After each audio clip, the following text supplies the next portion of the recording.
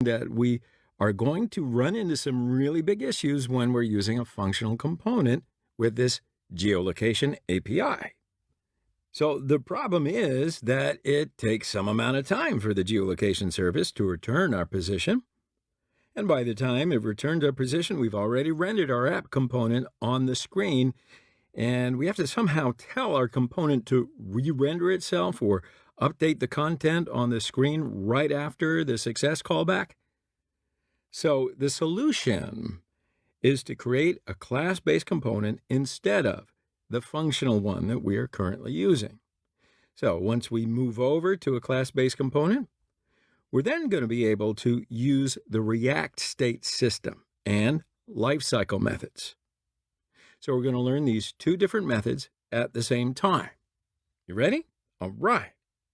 So here are some rules of creating a class-based component. First off, we must create a JavaScript class. JavaScript classes were introduced with ES 2015. Now, the second requirement is that the class that we create must have extends worth. Then we're going to say React.component. We're going to talk more about exactly what that means in just a moment when we refactor the app. And then finally, the other rule or requirement of our class-based components are that they must define a render method that is going to return some JSX. So with all that in mind, let's flip back over to our code editor, and we're going to start to refactor our app component.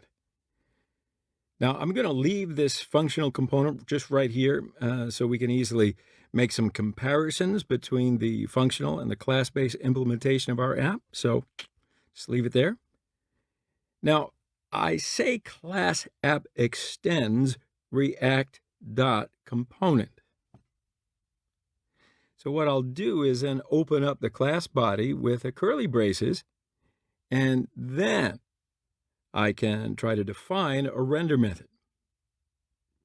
And then once inside the render method, I'm going to return a div with the text, "You are in the Northern Hemisphere." And that's all. So I'm going to pull over this geolocation API stuff right here. So I'm going to cut all that and paste it down into the render method like so. And then I'm going to just delete the functional component. Okay, so now I want to tell you a little bit about this extending React component thing right here. So when we make a class, we are creating a new class inside JavaScript that has just one method assigned to it, and that is the render method.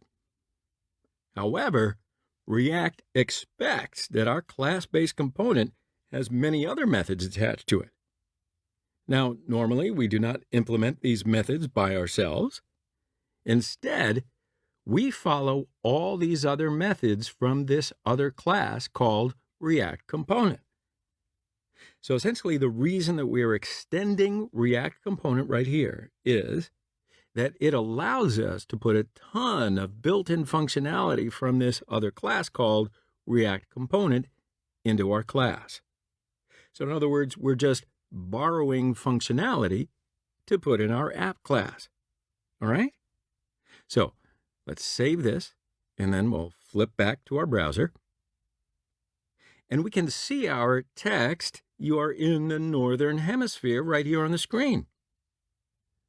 Now, you might think, great, that's fantastic, our job is done here. No. Just turning that functional component into a class-based one is not going to solve any of the problems that we have fetching our physical location, but it is one step toward getting a solution.